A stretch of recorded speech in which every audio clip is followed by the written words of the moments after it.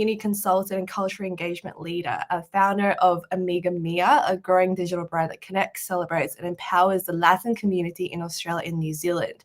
She does that through events, content, and mentorship, and she's worked as a community operations manager at G Squared.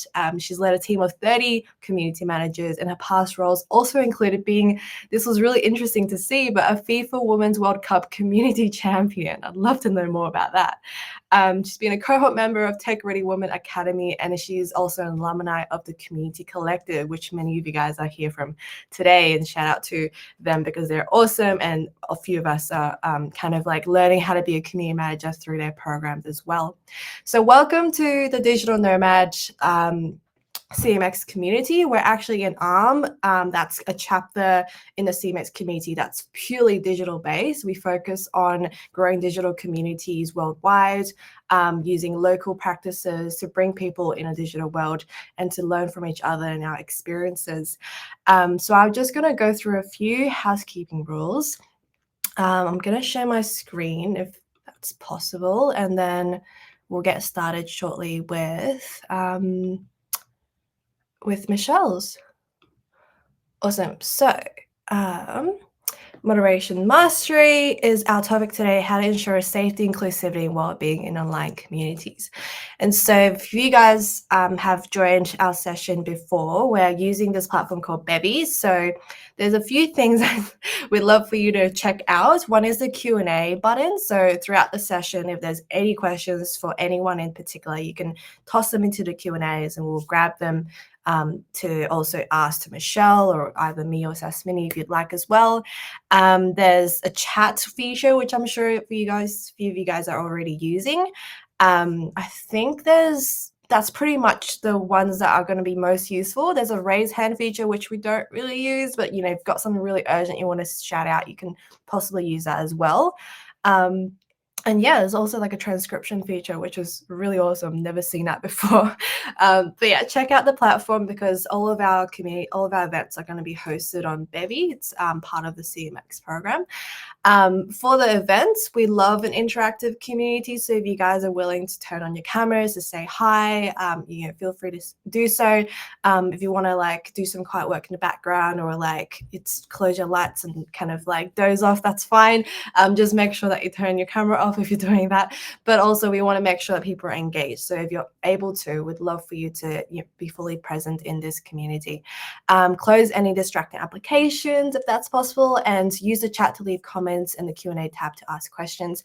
And also we are a very, very casual event setting. So grab your favorite snack or drink if you'd like. And yeah, without further ado, I'll hand over the mic to Michelle. If that's okay. Oh, before we get started, actually, we would love to take a quick group photo with everyone. And Sasmini, if you're able to grab that, that would be awesome. And so if you guys could all turn your, like the people who are able to turn on your cameras, and we'll do like a quick pose and we'll do a quick photo so that we can have a record of our event today. All right, so I think okay. Yeah, if everyone is ready, 1, 2, 3. Give me 1 more second. Yeah. Yes, thank you. Okay, cool.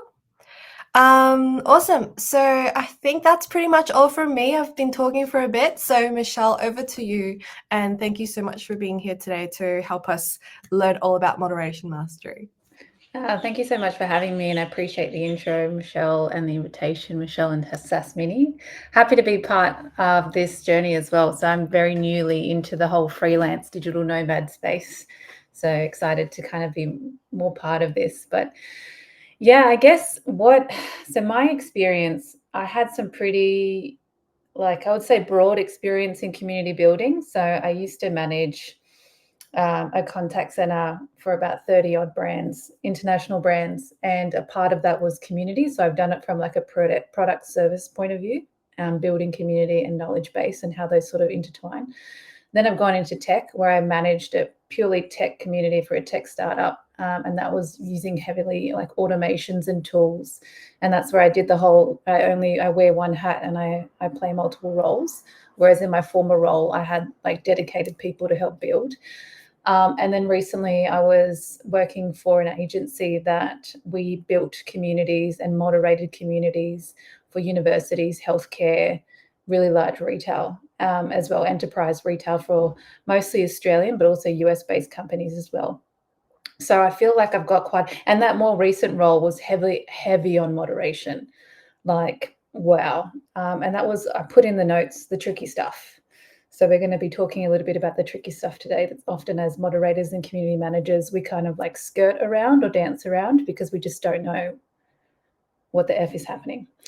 So I do have a prezzo. So I'm just going to share my screen. Not that one, that one. Cool. Please let me know if you can see it. Yay. Yep, that looks awesome. Thank you. Cool. All right. So I wanted to share this quote because this kind of helped me a lot, especially when I was starting my community building journey. So as Michelle mentioned, I've been in the community collective now for a couple of years. I'm actually from part of the first cohort. And so I've been in this space for a while now. And I've also, probably what I didn't mention as well, is my own community. So I just moderate that every single day. And that's both online as much as it's in person, but it's probably say 80% more online. And so this quote really stood out to me, which is, we shape our tools and thereafter our tools shape us. And the reason why that resonated with me is because when you, especially when you work by yourself in community, you often feel like you're wearing so many hats. But if you set up the right tools, and that could be frameworks, that could be automations, that could be really understanding the right systems, if you really put that in place, it can actually serve you better. It can help shape the community that you're managing. So wanted to share that one. So focus today is really online communities, handling sensitive issues and protecting both the community reputation and your well-being. So I mentioned to Michelle and Sasmini earlier, like I don't have too much of an emphasis on well-being, albeit that should be the most important, and I do understand and appreciate that. I'm pretty heavy on the moderation side, but definitely we'll be speaking a little bit about the well-being side as well. Anyone been in a tricky moderation situation before and didn't know what to do? I just said pop it in the chat if you've had like a really sticky situation before. And even feel free to share what that might have been. Yes, Manny. Yeah. You know, those really curly ones where you're like, what do I do with this? Maybe someone made a very inappropriate comment. Maybe someone, what else? There was something that you're like, was that hate speech or was that defamation? And obviously we know there's some situations where you're like, that's absolutely wrong and we can detect it really easily. But there's definitely some times where we're just like, oh, yeah, I don't know about that one. But yeah, I feel like as community managers, often we come across these situations, right, where it's just, we're just like, well, what am I doing? What is this? What did this person say? So what is moderation? A lot of people actually, when I tell them, like I do moderation, they're just like, oh, they think of me as like this underground Facebook hacker who's just doing all the things. And I'm like, well, kind of. But there's also a lot of other stuff to it, right? So this is what I found, and I really resonated with this. Being community moderation is about managing communities, also guiding the conversations. And we know all the fun and fluffy stuff, which is like creating beautiful conversations in beautiful spaces. As well. But what most important is our job, in my eyes, is to make it a respectful and safe space and make sure that it's on topic, on brand, and it aligns with the values and the mission of what this space is supposed to be about. So what I put here is like a superhero is it's our job to moderate the content, the conversation, enforce the rules. So that's another part of it that it's often not fun. You know, we've got to be the party police and put the rules in place. And that's really to address some serious issues, which can be hate speech, harassment, defamation, spam. You know, spam here and there is okay in my eyes, but if it's like high volume of spam, then that's not okay. And that's really just to create this experience for all of our members as much as it is for us. And I do want to put an emphasis on, this is, for a lot of us, this is our full-time job. It consumes us. So as much as we want to create a safe space for our community, for our brand, for who we're creating a community for, it's also for us to make sure that we show up every day and we work in a space that's safe for us as well as moderators. So how do we do this? Look, I'm also going to preface that there's a whole bunch of things you can do. And when I was creating this, I was like, there's so many other things I can really add to this, but I really thought about some of the top things that came to mind. And I also do want to state that I appreciate there's a lot of people here that are outside of Australia. But I would imagine that you can apply a lot of this in your respective countries. So number one, stay informed. So when I was in this role where I had to protect the communities for universities, for healthcare, for large insurance companies, that was my job, right? And I had 30 moderators. We worked 24/7. It was shift work, right? And our job was purely moderation. Number one thing was to stay informed. Now, what I mean by that is in your respective country, you might have laws relating to defamation, relating to keeping online communities safe. I know for Australia, for example, we have the Online Safety Act, and that's all about how do we make sure that we keep it safe. We're aware of cyberbullying, harassment, image-based abuse, harmful content that can hurt people, misleading or dangerous content. And this is really governed by a body that we have called the E-Safety Commissioner. So it's just, now, if you were to ask me right now, Michelle, give me outline what this is all about, I'd go, nah, can't do it. But what I do is I know who to reach out to. I know to reach out to the E-Safety Commissioner. I know where to access this information in the event that I need it. I know it's there. So if there was to be a high-risk situation that popped up, I can go there and find out. So staying informed, keeping up to date, all those sorts of things. And I do know that community groups such as I believe CMX and a couple of other places kind of help feed that information to us as well. Community guidelines. So this is probably, calling out the obvious, keeping good community guidelines in place and making sure that they're accessible for everyone and that they're shared. So often you might see when you join a community Facebook group, we have to read the community guidelines before we sign up, potentially on Slack as well. Some places do that. Then you go into more of the platforms like your Mighty Networks or your Circles who do this as well. Often what I've seen in my experience is it's very important to do it when we onboard the member, but equally it's important to continue to make sure that it's accessible in the key areas. So whether we're pinning it to a channel or we're just reposting it every now and then, because often people, it's out of sight, out of mind, members forget, and so we just need to continue to have this accessible. Effective moderation practices. So I've got a whole bunch of info around this. But it's really about upskilling yourself and or your team and even your business stakeholders around these practices, and having what I'm going to present to you today is a tiering system or a framework, really practical stuff. When this happens, what's the priority, what's the tiering system, and how should I act accordingly, and who should I contact and how. So the next one would be transparency and accountability. So really making sure that there's clear reporting steps, we're tracking actions, and we're documenting decisions. This can be both for members. So we're making sure that we're doing things as transparent as possible. And I say as possible because there's a lot of things that we don't openly communicate for certain reasons, but there's a lot that we do, and it's finding that balance. And then also, how do we actually, as much as we're transparent and we communicate to the members, doing that for ourselves, so for future reference, and equally doing it for our internal stakeholders. And then in a bit, I'm going to run through the difference between being a community manager who's self-employed, who's a contractor, and who's an employee. Staying connected, as we all are now, very important. So as you heard before, I'm part of the CC, now part of CMX. I actually wanted to join CMX yonks ago, and then I was telling Michelle and Sasmini a couple of weeks ago that some of the webinars were at 3 a.m. because I'm based in Sydney, Australia, and I was like, oh, that's going to be a bit rough. So I found the CC, and that kind of aligned with me. But keeping these spaces to have these conversations, I feel, are really important. And then lastly, protecting your well-being. So really making sure that you practice self-care and okay, so what I was talking about, when things get really curly, and they did, and I'm going to give you a couple of examples of things that went curly, right? When I was moderating for the universities and the healthcare and the large insurance companies, we had everything from a bomb threat.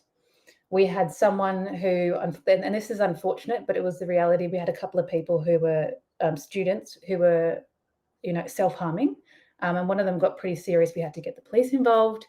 With the threat one for the large retail company, we had to get police involved. A couple of other ones were some serious defamation allegations towards one of the brands. So these are some of the things I had to deal with. And you don't have time to not know. You have to act accordingly.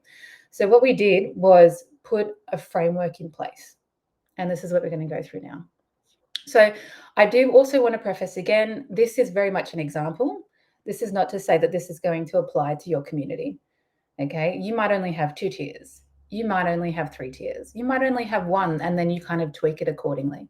But just to quickly run through it, what I worked with was a 4-tiering system, and it was based on if it was a minor, moderate, serious, or severe breach, right? So someone in your community said something or did an action that was not right.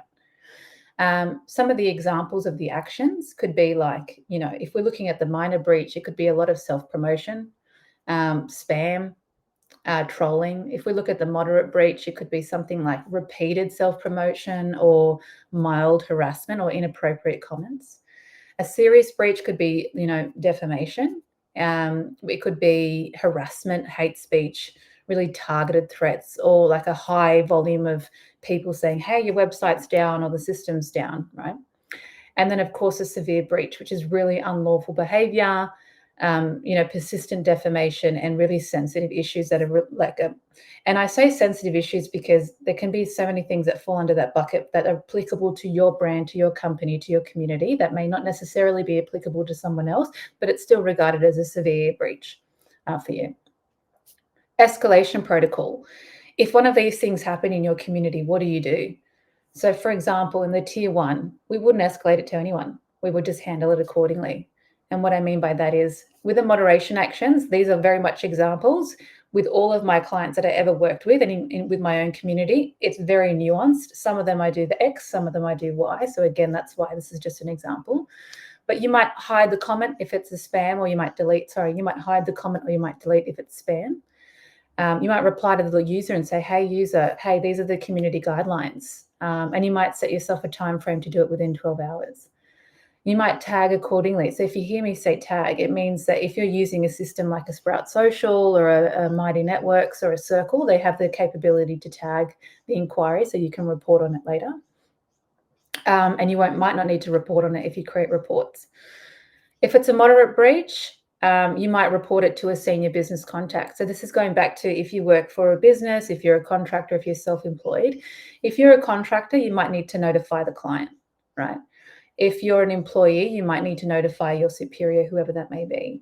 And then again, there's some actions there that you might take, with the difference here being that you're just going to escalate it to that person. If we get to a serious breach, you might escalate to a senior business contact or a client for review pretty quickly. So previously you might have just, by end of day, you would have escalated it. Here it's like, no, we're going to do it within an hour, right? And then lastly, a severe breach. That could be all of the above.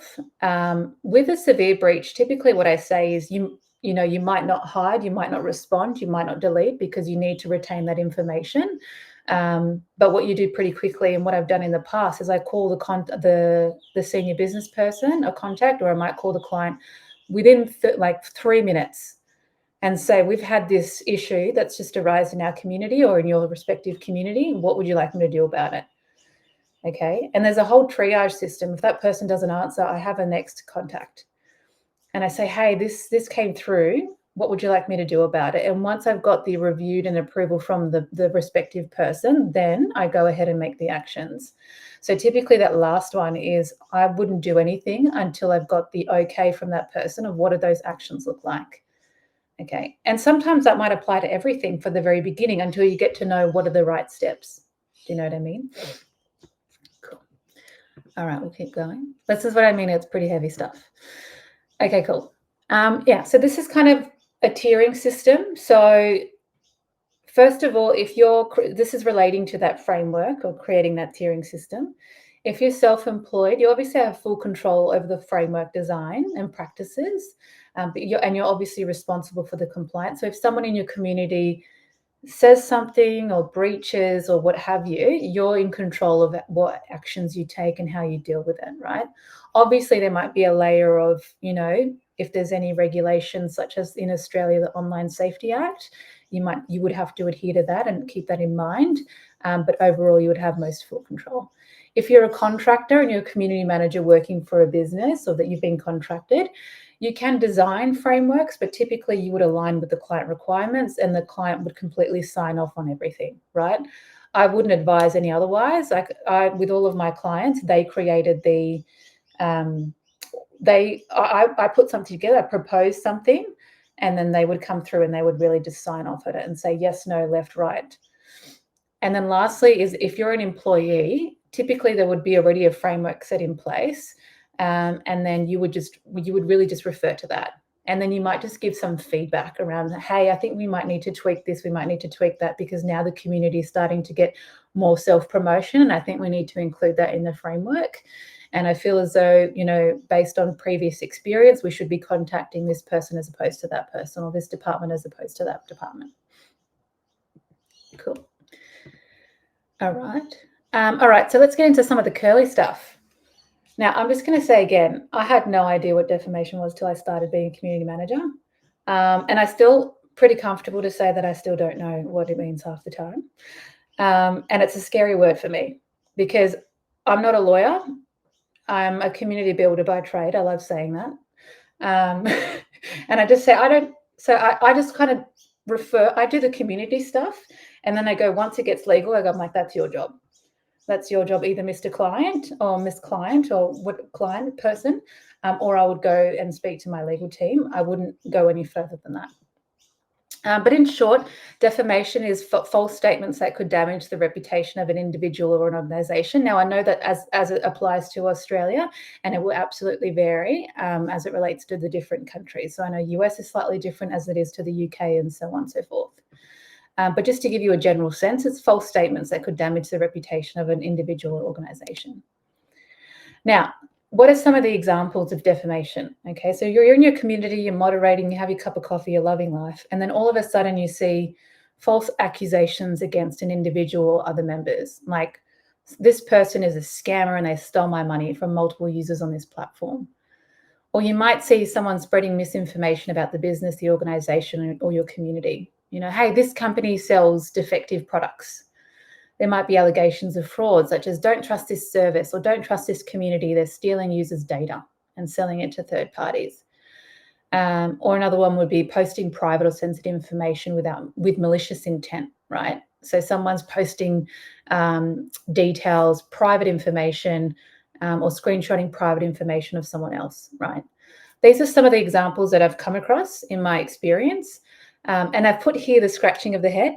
If you're unsure, as I've been many a times, I would always recommend confirming with your contact, whether it be your client or whether it be your person internally, or whether it be someone that you might, if you're self-employed, you might engage someone to help you with this and just go, hey, would you deem this as defamation? Yes or no? And there's probably not going to be a black and white answer to be like yes or no, but they would go, look, likely it probably would be, and then you can start to get a sense. So just before we go any further, with the clients that I worked with in the large insurance, I've worked with retail, I've worked with universities, and all of them gave me a slight different iteration or variation of what defamation meant to them. And every time I had a meeting with them, I'd write it down.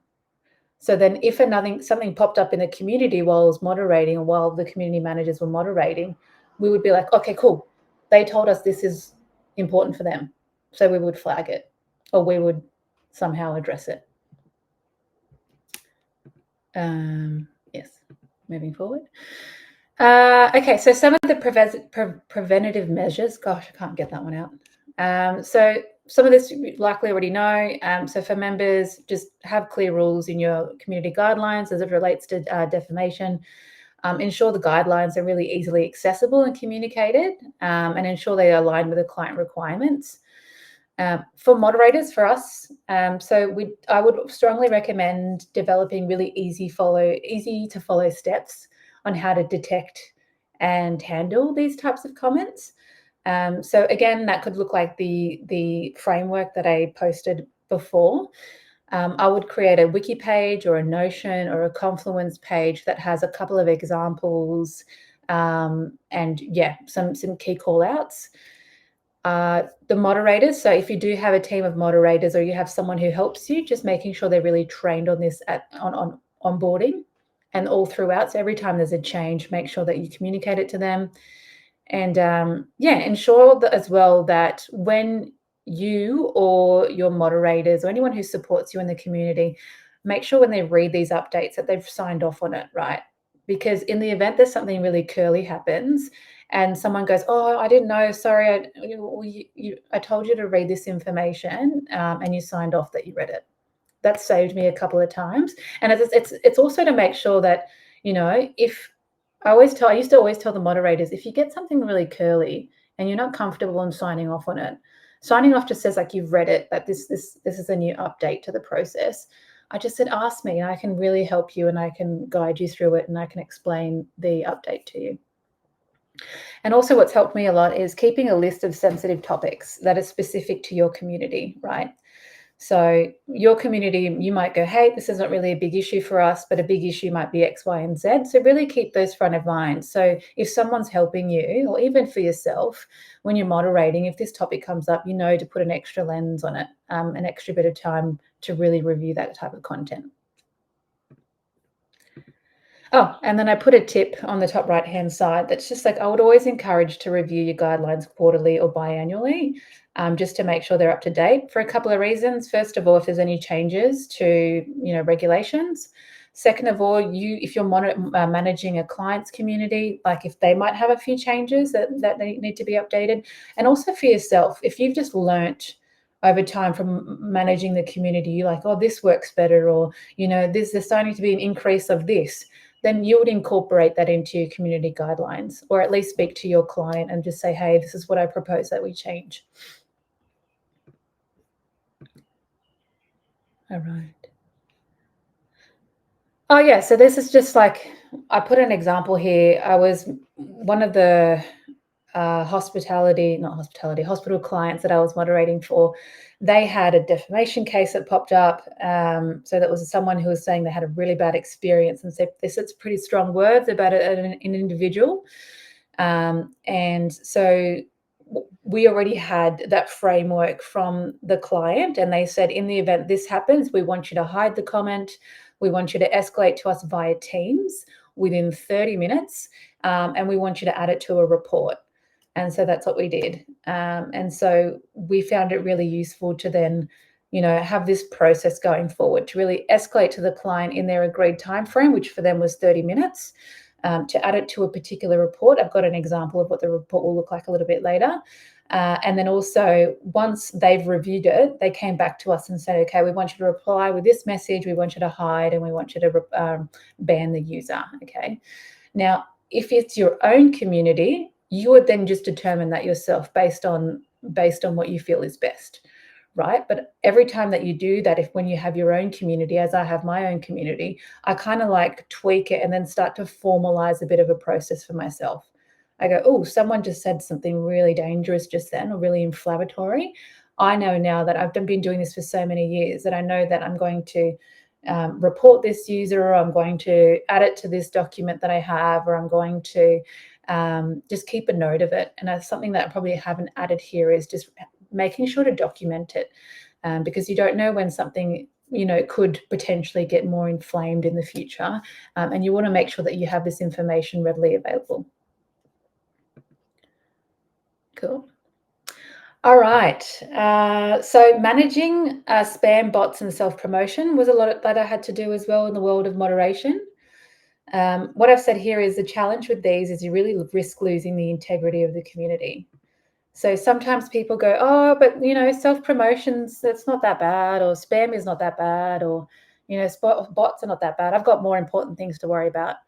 And in my experience, it really does. You risk losing the integrity of the community. The safe space that you've created for your members is at risk if you don't manage this. So a couple of things that I've noted here is, so automated and irrelevant promotional content really disrupts the member experience, especially if you haven't created an environment for that reason. Bots, there can be some really malicious bots out there. I've had to manage a couple where they just consistently just spam the community. I don't know how they got into that space. There's people out there doing some crazy things. All I knew is that I had to shut it down very quickly. I had to block that IP. I had to do a couple of things. I had to really let the client know that they're being attacked by this particular bot, and this is what they're saying, and this is what they're spamming.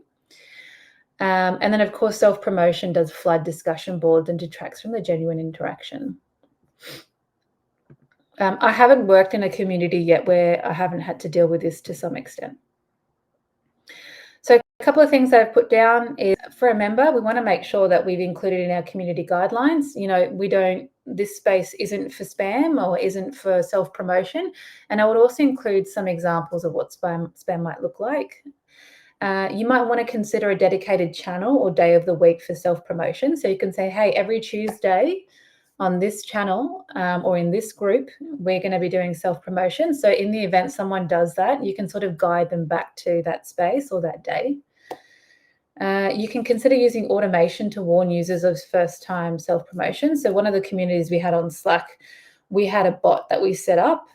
So when it detected a self-promotion, I think it was based on some keywords, I believe, they sent them a message privately saying, hey, just a reminder that we don't allow self-promotion in this community. And then also to train and empower your community members to report to the moderator. And so in another community, we had an anonymous channel where people could write to us privately. So it was accessible to everyone, but they would post an anonymous message to us. And often through those channels or through those means, we got, hey, this so-and-so is doing a lot of spamming or self-promotion, and it's just not creating a safe space.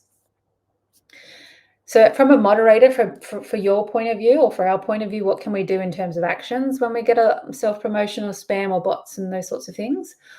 Bots aside, because they're different in terms of the actions that we take, but if it's coming from a human, say, you can issue a warning, as I've mentioned before. If it's spam, typically I would delete. I delete all spam and I block the user. If it's something more like self-promotion, I probably wouldn't. I'll just send them an issue. I'll issue them a warning. If they're repeat offenders, or they've posted a lot, I would definitely hide it. If there's, repeated cases of them just doing the same thing, I would often ban offender after multiple attempts to get them to go, hey, we've mentioned this and we're still seeing that you're breaching the guidelines. So we're going to have to, actually, I don't ever say that, I just ban them because we've warned them enough. And I would add them to a report, and I document everything. I add to an end of day report, or I add to an end of week report. I add to an incident log just to track this. And then I've put here, note, if there is a high volume of spam, a high volume of bot attacks, a high volume of self-promotion, it could be from a particular individual or from a group, and you notice that it's causing disruption, I would definitely escalate it to your point of contact. So this is, if you're not self-employed and it's not your own personal community, I would escalate it to your client, or I'll escalate it to your senior member and just say, hey, just letting you know that this is a high volume. Because often what I've found in the past is that it could lead to something worse. And then I've always had the client say, hey, why don't you let me know? And I go, oh, I thought I could just do this action by myself. And they said, no, we want to know if we're getting targeted by a bot. So just a tip there. Cool. Okay, so one of the most important things is keeping our community safe, inclusive, and making sure that we really make sure that we manage that to the best of our abilities as moderators. So often I've worked with zero tolerance policies, and that's right through from retail spaces of universities of very much zero tolerance policies, the ones that I've worked with, my own community, and of course, some of the tech communities that I've managed. So really making sure that there's a really importance of clear and visible rules against harassment, hate speech, and discrimination. I've popped here some examples, right, of what that could look like. So offensive comments about gender, race, sexual orientation, using slurs or really derogatory language. This can often be regarded as hate speech and harassment, so zero tolerance in terms of the actions taken. Bullying users over differing opinions. Now, this one's very much a grey area, okay? It's like, what's the extent, of a differing opinion? In my view, it's the word bullying there. It's someone really just being dismissive. They're making the other person feel inferior. They're not creating space for that person to have their opinion and for it to be heard. So that can also be regarded as harassment.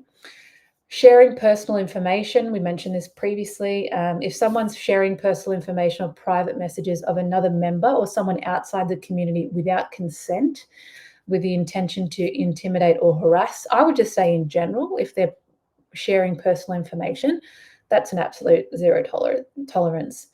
So for example, with one of the retail communities I had, we would often have some customers. So this was more of a product service-based community that I was managing.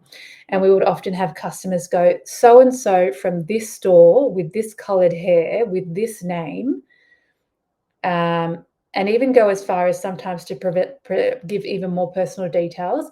They were doing this, and we would often say to them, hey, just letting you know, legally, you're actually not allowed to disclose that personal information of that staff member in our community or in a public forum. So we would have to delete that comment. First, we would screenshot it, make sure it was well documented, make sure that the person was informed and the respective point of contact was informed. But we'll just send a message to the community user and just say, hey, just letting you know that's not okay and that's breaching our community guidelines. And then the next one is deliberately provoking or derailing conversations with inflammatory comments. So that's known as trolling, right? So if you see someone who's evidently being a troll, they're just provoking, they're just taking the conversation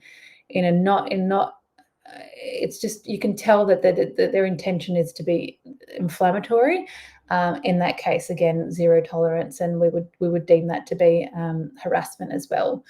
So there's a ton more examples. Again, very nuanced based on the industry that we work for, based on the community space that we've created, based on why we're coming together.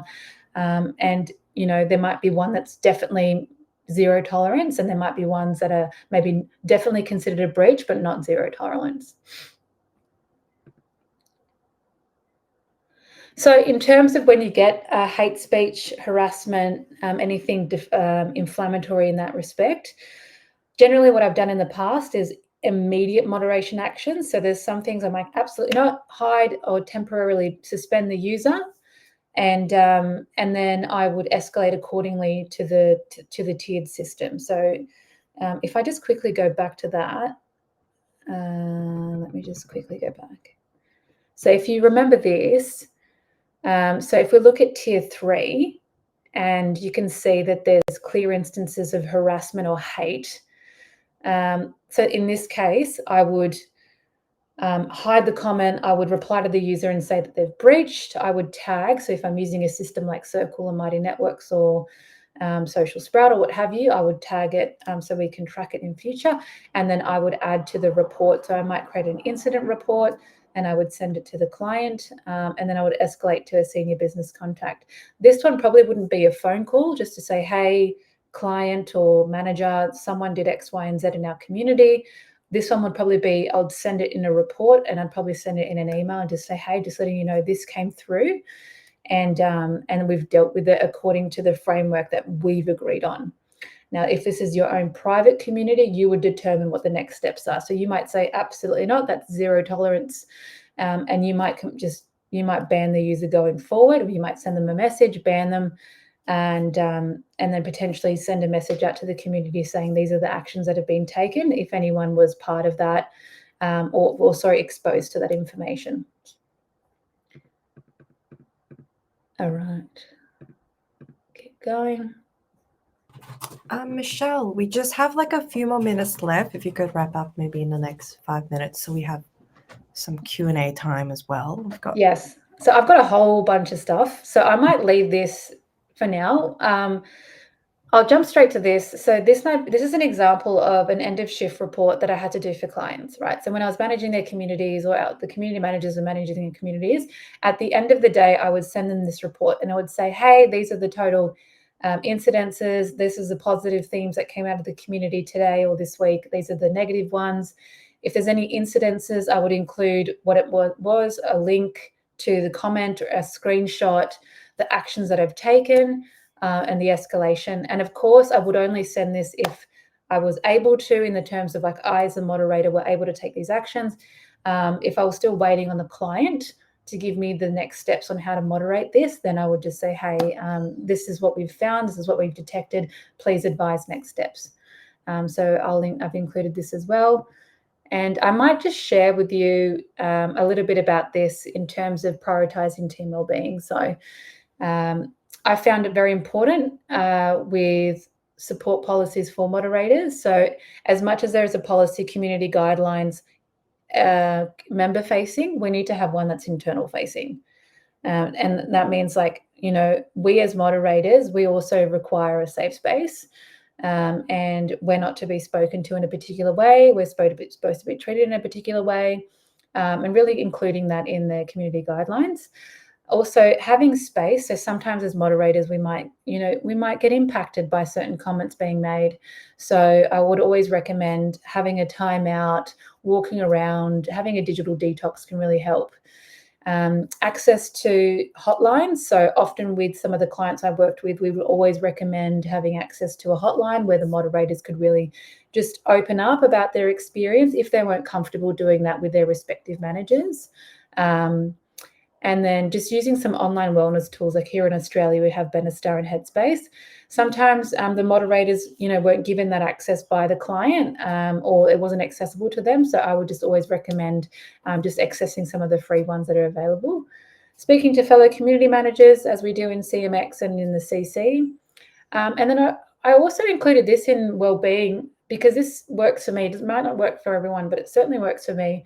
I feel like the more knowledge I have, the better that my well-being is, because I feel like I've always resonated with knowledge is power.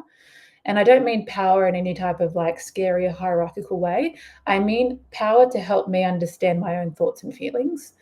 So yeah, just asking a lot of questions, attending seminars, just doing your own bit of research can really help you kind of process your thoughts. So yeah, that's the end of it. I skipped through a couple of things which I might send to Sasmini and to Michelle to share with you.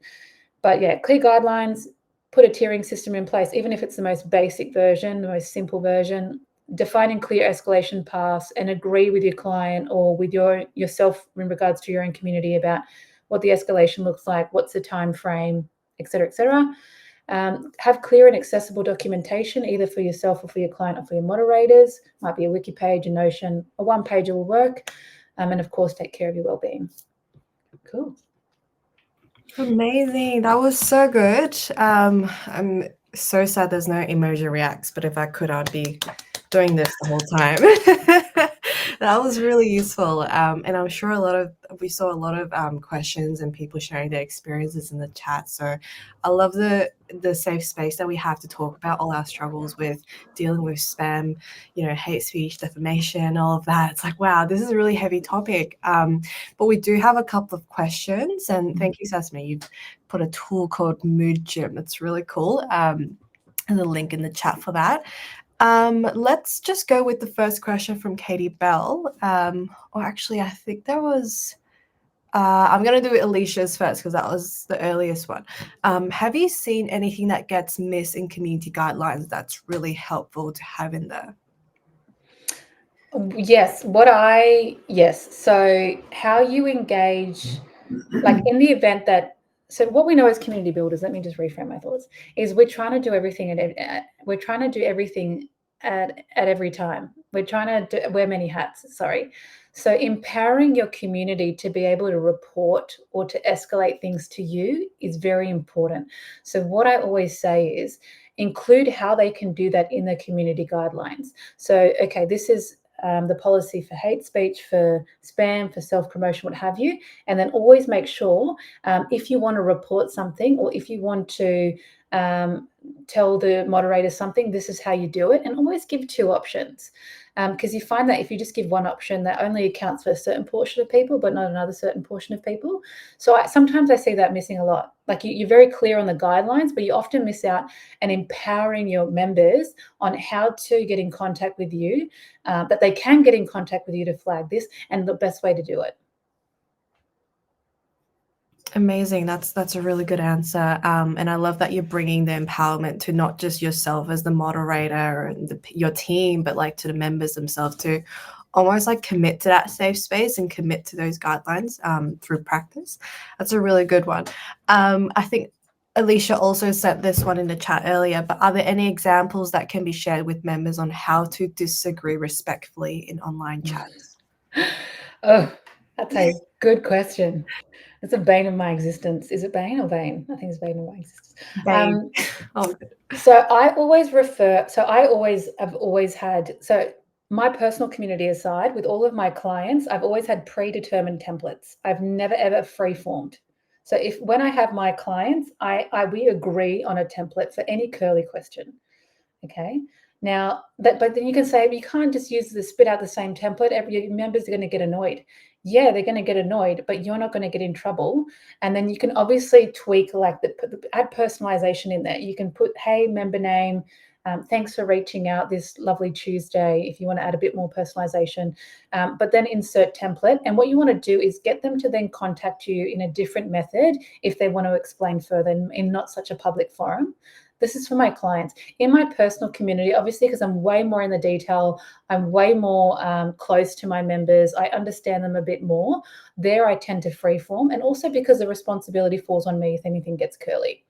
But in saying that, with my personal community, I also generally work with 1 or 2 templates. I would say I don't want to go and endorse this, but pop the question into ChatGPT, get it to spit something out for you, and then tweak it accordingly. And maybe use that as a general template. So you're not always thinking of a response. You have a general template that you can work with and customize. Awesome. I love the customization part to make sure it's like just tailored to, okay, I'm speaking to you and I know that you said this, you're not just, I'll copy and paste and the person might be like, well, did I do the same thing as that person? Like, my situation might be different. So I do want to add, sorry, Michelle, if I can, just want to get this thought out. I've been there many times where I've tried to argue and reason with someone. I've been there. And it's never, ever, ever, ever had a positive outcome. Maybe once I had a positive outcome. But I feel like people who are doing this in a community, and especially if they've got a bit of an aggressive undertone, I feel like there's no winning. And that's why I strongly encourage to have quite a, and someone else might go, no, horrible advice, but this has always worked for me previously. A general template that you can personalize, maybe 20% personalization, and then refer them to a different forum if they really persist on going further. Sorry, I just had to get that out there. Oh, good. That's really good. Thank you for your added insights. Okay, we've got 2 more questions and one from Max, which is going to be a funny one. But any advice on finding a good line of where transparency ends? Like for some things, it can be triggering or inappropriate to leave public. So this is from Deborah. She said, for example, she has a mod log channel only visible to moderators because some of the documentation includes the inappropriate content, but they do put together some warning script in the page that the offense was on. So it's talking about the transparency and where to draw the line. Yeah, so transparency between what we say to our members versus what we don't, is, if I'm understanding correctly. Yeah. Look, I think it can't go any further than that, what's publicly available. So if speaking again for more of my clients as opposed to my personal community, whatever information is accessible to the public is what I would communicate. If there was information that's not accessible to the public, I wouldn't communicate. Or if I would, now there's always a grey area. I love the grey areas, and I feel like as community managers, we live in the grey area. I would always, if I felt like, no, there's a bit more stretch that we can have. So as a minimum or as a base, whatever's publicly available, we can communicate. And you go, oh, I didn't even realize you can find this on their About Us page. I'm going to communicate that. Now, if there's a grey area and you feel like you can stretch the transparency, I would propose it to the client first. Again, speaking on behalf of the client here, I would say, hey, if this scenario was to pop up, or I've got this scenario, this is my proposed response. What do you think? Okay. Now, one could argue, but Michelle, I need to do it straight away. Okay. Then stick with the whatever's available publicly. But doesn't matter. Still post that, but then still ask the client, hey, I also want to consider adding this information. What do you think? Yes or no? Now, if it's your own personal community, I always go based on what is publicly available. What do my other communities, I always do a sense check. That's why I love the CC and I've stuck around for so many years, is because I would reach out to someone in the community and go, hey, what would you think of this? If I was to tell you this, what would you think? Now, obviously there's bias because that other person is a community builder, but it's much better than swimming in your own thoughts and then just validating your own thoughts. So I would do that for my own community, and I have in the past. And also, I hate to say this, no one wants this answer, but I'm going to give it to you. There's a lot of trial and error. There's a lot of trial and error. There's a lot of, oops, I shouldn't have done that. And then we just learn. Yeah, no, I love when you said the community guidelines gets updated, not just because the laws change and the client change, but you yourself learn more things and you're like, okay, I'm not going to make that mistake again. I'm going to put that in the guidelines. And I must add, sorry, again, this is my experience, in my opinion, but I feel like this space is very new to talk about it more openly. I feel like moderators are typically not a well-known conversation forum that a lot of people know a lot about and how to handle things. I feel like by nature, by what we do, we're pretty underground. So to get more information about this is a bit tough. So yeah, but I appreciate the question, and it's definitely an interesting one. Yeah, I love it. Okay, so Katie Bell has one. So have you got any experiences or stories around using volunteer ambassadors and champions as well as instead of paid moderators? I have, definitely. So I've got experience using volunteer, and I feel as though, do I say this? Not the best. Not the best experience. Always have that. Okay, let me reframe. Best intention. They have come in with the best intentions, but I feel as though because there's not this like, right, you're contracted to this body of work or you're contracted to this business, this element of seriousness often, like they would do all the fun, yay, community forums, let's do some emojis, and that stuff is all good and well. But when it comes to the other side of community management, like the moderation stuff, it's almost like they will push it aside, or they would, oh no, I don't want to do that. I don't know how to do it, and all that kind of stuff. And so that's when I feel like with volunteers, if you do, probably don't assign them to any of the work that is the curly stuff. And I saw your comment, Max. I love the word curly. And so I would just say, look, I want you to be responsible for this side of community management. When it comes to this, I really need you to put, like you as a manager, put an escalation matrix in place and say, if any of these things occur, you need to reach out to me or you need to reach out to this person. I wouldn't leave them, again, my experience. You might have an amazing volunteer who does everything. Now, if you have someone who's more like not so much a volunteer, but they're an ambassador, they're a super user, they're obsessed with the community, I find these people definitely are worth, they're, in my experience, trustworthy because they have the community's best interest at heart. They probably want to reach a level where they're building their own community. They appreciate the challenge it is to manage this community. That's why they are super users. That's why they're ambassadors. So yes, I always feel like ambassadors are a good, yeah, but volunteers, not so much. And I know you can separate the two and sometimes you can blend the two, but ambassadors, I would definitely put more of my trust into, if that makes sense. Amazing. So now for the last and final top question, Max is asking about how did you get involved in FIFA and what has that got to do with your story? Yeah, so what I do with my personal community is I manage a community, mostly digital, for all the Latin Americans in Australia and New Zealand. And FIFA reached out and they said, hey, we want someone who is of Latin background to be an ambassador for FIFA. So you really just need to, rally your community to watch I believe it was the Women's FIFA World Cup here in Australia not long ago. Yeah, and I said, okay. And so I got to do some gimmicky stuff. I went in and I got to meet some of the players and I got to meet some of the FIFA board members and they gave me all the free stuff.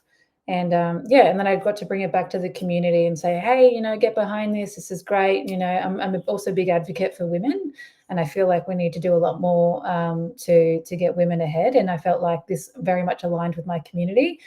But yeah, it was cool. I got to meet a couple of the players, and yeah, I loved it. But with that kind of stuff, like, it was an opportunity it's something that aligned deeply with my community. So I actually went out looking for it as much as they approached me. Like, I was talking to a couple of people. I'm like, how do you know this person, and how do you get there? And I never reached the right person.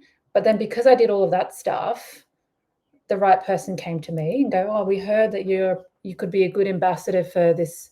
And I was like, oh yeah, I could be. So that's how I landed it. Yeah. Awesome. That's so cool. It's like, yeah, you gunned for it and you wanted it and they wanted you, and you kind of like just met in the middle, and yeah, amazingness happens.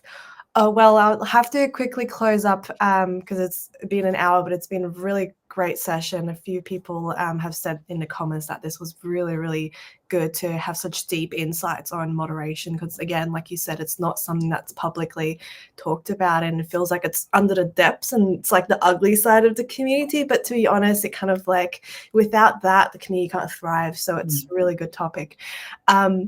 So I'd love to kind of just wrap everything up. Thank you everyone for coming. Obviously, there's a WhatsApp group actually. So before you leave, click on the link in the WhatsApp group to join our WhatsApp community if you're not part of it already. We also have a feedback form that we want to share with everyone who's attended the event, and everyone who submits this feedback will receive a copy of the group photo we took, as well as maybe a surprise gift from Michelle from a few of her slides. We'll talk with her about that later.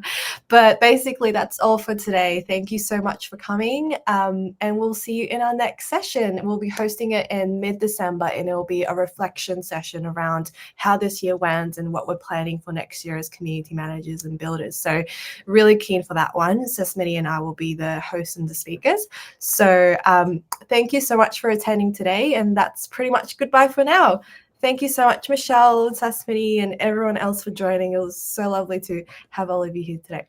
Thank you. Thank you. Bye.